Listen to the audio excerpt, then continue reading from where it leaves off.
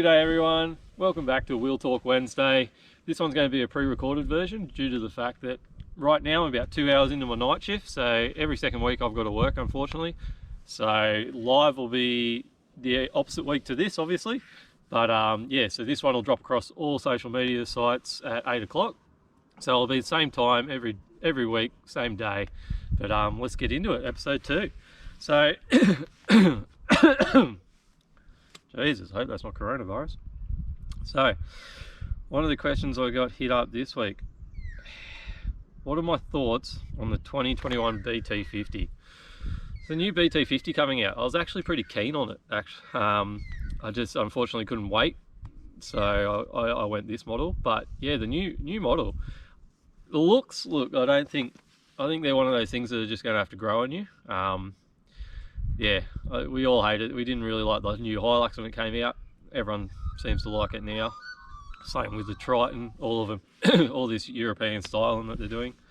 So, yeah, I think teaming up with Isuzu, wow, that would be a good combination. As long as it's still running, Mazda might have a fair bit to do with the running gear, which would be good. But yeah, I haven't got a great deal on it. I've only seen photos of it, but you know, it could be a good thing. Just have to wait and see. What are the other questions? Jake Kennedy 4. Are you going to tune the BT? Also, when are we doing a beach run? At the moment, probably not going to tune it. I'm pretty happy with it. It's got plenty of power. And yeah, I towed the van with it the other day, even on the 35s. Sitting on about 14.5 litres per 100, doing 100 k's an hour. So that was pretty good. But yeah, at the moment, no, I've got no plans. We'll see how it goes. I am going to get the EGR turned off because I've got the catch can now, block that EGR. I used to put a plate in there, but I can't get bloody up in there. So I'll just get it turned off electronically from the boys at TuneWorks, and that'll probably be about it. As for the beach run, mate, when we can go, we'll go. Because I still don't think we're allowed out, are we? So hit me up, let me know, because yeah, I don't think we can. Shady 993. Are you worried about snapping CVs with the 35s on? Look, nah. As I said in the first episode, this is a mirror of what I did on my last one, and I never snapped them. I think being auto, I'll probably have a bit more control than what I did with it being a manual car last time. So yeah, I'm definitely not really worried about it. I probably will get a spare one and carry it, but I'm pretty sure, which I'm sure one of you boys will be able to tell me, I don't think Mazda run the same either side, or Ranger run the same CV each side. So yeah, that's a bit annoying. But yeah, I probably will carry one. It won't be a might. I probably will. Just grab one from Burson's again. But yeah, as far as worried about it, nah, not really. If I snap one, I've got plenty of experience about snapping CVs, so it's not a big deal. But nah, it should be right, Shady. What's another question? Life of Wardy. Auto versus manual, petty versus diesel, wagon versus you. Okay, we'll start with auto versus manual. Auto off-road, I don't think you can beat. Obviously, I've had manuals, and now I've gone to auto. Autos just crawl. So good. You've just got so much more control. Even Caleb and I always say it. He can't hold it as nice as what I can. I can just creep up where he's got to be on it a bit more due to the fact that it's manual. So yeah, look, I love my autos. So yeah, I'm 100% reckon autos are heaps better off-road than manual. But hey, let me know what you guys think. Petty versus diesel. Well, yeah, I love my diesels, but the way you can't go past a petty V8, can you? Like, Jesus. Just your power. You don't have to worry about bad fuel. Like that new Patrol. It's sick. It's pretty cool. It's got heaps of power. Yeah, I don't know. The way they're starting, the emission controls are getting in these diesels, mate, they may not be around for much longer. We might all be driving petrol, or actually we'll probably all be driving electric. So yeah, I like diesel. I like the torque that they've got. Obviously fuel economy as well. Yeah, they're not as powerful, but I don't know. The older I get, the less I'm worried about booting it off lines and stuff like that. I enjoy just seeing how far I can get the thing. Wagon versus ute. For me, I'm 100% ute, due to the fact that I still ride bikes. But when I'm not taking bikes or I'm not going up to the farm, Mrs. has got a Grand Cherokee Overlander, and yeah, God, it's good just to be able to throw stuff in the boot when it's raining, or stand under the boot when it's raining. So you know, wagons have their place, and I like them. I think off-road, I know you probably risk a little bit more damage in the wagons, but you know, all the wagons have are normally coils, so you know, they kind of kick my ass anyway. So yeah, I run a ute purely for the fact of I need it for bikes. I was looking at wagon, but yeah, I'm kind of glad I went back to the ute, especially now the young fella's got a little quad. So yeah, it just helps me out. How come I went Bilstein shocks, not Dobinson's XGS or OME? Schmitty 1605. Mate, honestly, PSR. PSR backed me. So that's why I went Bilstein. We do have other suspension coming. It's still, unfortunately, a month or so, nearly 2 months away because of COVID. But yeah, this, how can you beat it? They seem to be riding pretty well. I'm pretty impressed. I've heard some reports that the Bilsteins are a bit rough. I've got heavy duty coils in the front as well, which, you know, with this X-Rox bar, there's not a lot of weight into it compared to a normal bull bar. So it's riding pretty well. I did back it off a little bit. They were set at 3-inch. I reckon I probably backed them down to about a bit over 2.5, like smidge over. And I reckon now it's sitting at probably 2.5 in the front. So it's slightly sitting down a bit more, which I like. I'm happy to run it low. So yeah, that was the only real reason. It was PSR. I've run Dobos before. Good suspension, good price. So you know, there's no discredit to them. I've never run XGS or OME. I know you pay a lot more for them, but yeah, I've never had to run them. So yeah, thanks for your question. Brand and size shocks you have in the front, and how does that work with factory control arms? Look, we're just talking about shocks, so obviously got the Bilsteins. How do they work? They work well. I've never had any issues with them, so they've been a great shock. As far as working with the factory upper control arms, look, I run the factory upper control arms due to the fact of just to limit the amount of down travel that the front shocks have. With these BTs, if they go past a certain point, they seem to just snap the CVs.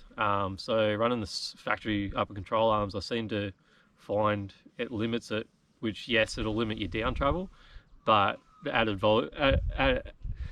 bonus to it is the fact that, you know, there's no risk of snapping the CVs. Well, there's always a risk, but it limits my risk, I believe anyway. Some of the other guys might think it's different, but you know, I think it's a good little help. You don't have to fork it out. You still, being under 3-inch lift too, you also be able to do your adjustments properly.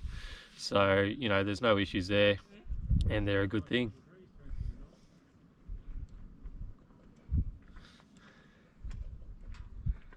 Morning. How you going? Good, how are you? Good. No sun, mate. No sun. I thought if I got up here early enough, I might have a nice sunrise and everything. We've had some beautiful mornings, mate. Yeah, I don't know whether you're going to do it. You get it this morning, sorry. Have a lovely walk. Couple of locals. I guess I didn't even tell you where I am. I'm at Gloucester, at Kia Ora Lookout. I'll fly the drone in a bit. It's a pretty beautiful morning actually. Probably not going to get sunrise as he said. It's supposed to be partly cloudy today, but the whole valley is filled up with cloud. So I'll chuck that clip in now actually because it's awesome.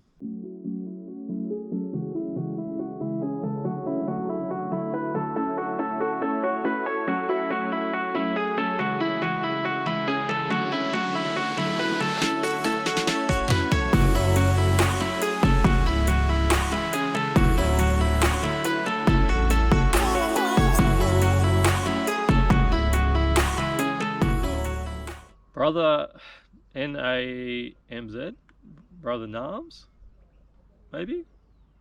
How well are your LED lights going? I'm seriously considering getting some shipped to the NZ. Mate, these perception lights, I'm really impressed with them. They're so bright. The driving lights are absolutely awesome. The universal kit was easy to hook up. You know, the switch they're looking at changing at some point. I'm just going to change it to a bit of a rocker switch because it's just like a little round dome switch. So I'll probably change that. But as far as light performance, mate, they're unreal. They've never had any issues. They're bright as, and yeah, they work. Great value for money. Yeah, I really like them. I've still got another 3 lights to put on this thing. I've got 2 at the rear and then 2 to go on the racks as well for camping. So I've got to get them on. I know Steve's hitting me up about that. Sorry, mate. I'm getting there. So I'll try and get them on in the next week or so. But yeah, so they're a great light. What other questions we got on here? Are there 05 car dash cow 311? Any big mods coming for the BT50? Look, I don't think so. I'm nearly 80% done. You know, I'm still waiting for tray canopy kind of possibility. The suspension's obviously still got to go under it. But as far as everything else, this is pretty much how it's going to be. Now it's just to drive the wheels off the bloody thing.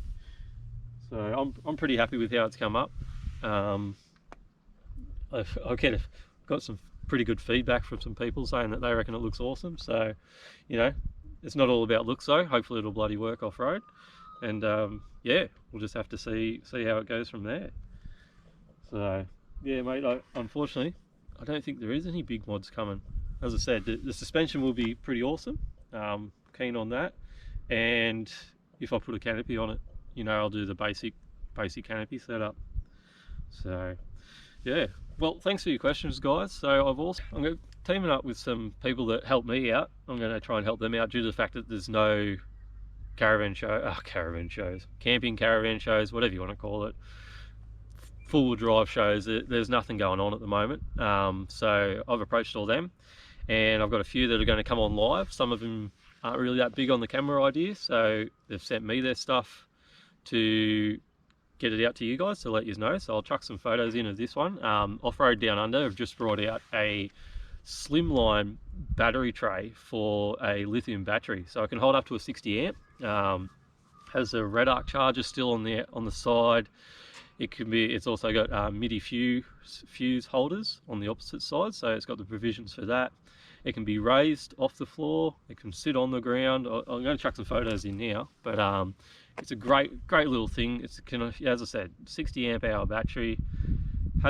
Can have your charger. Everything's neat. So it's pretty much the same as what I've got in this, but a mini version. So, which is pretty cool. It also tilts to line up with the back of the cab.